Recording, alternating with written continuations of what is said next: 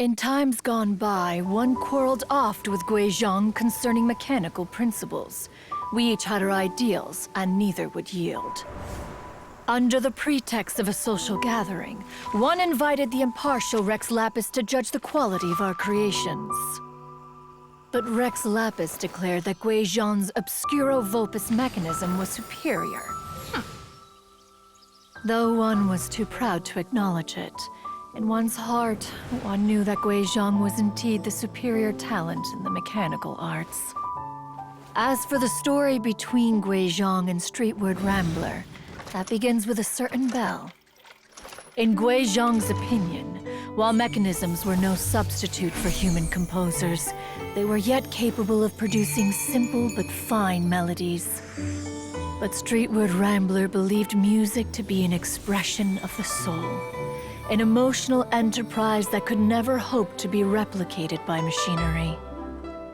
They argued endlessly, until one asked Rex Lapis to intercede. He confiscated the bell and designated it for ceremonial use. Thereafter, one would often find them convening in the mountains, discussing music, mechanics, and all the affairs of the mortal world. But these good times were not to last. War broke out between the gods, and soon engulfed the Guili Plains.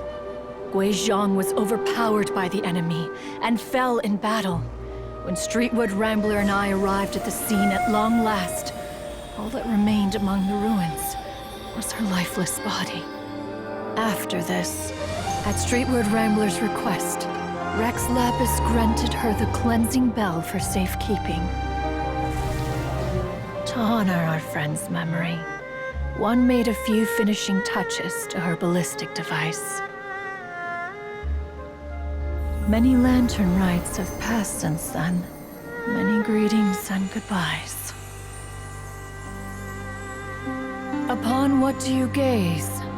The Guili Plains? No. It's everything.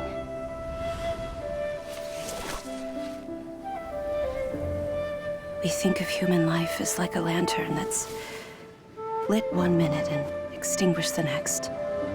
But are we Adepti so different?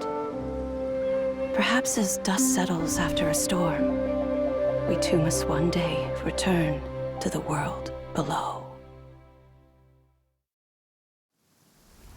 One has always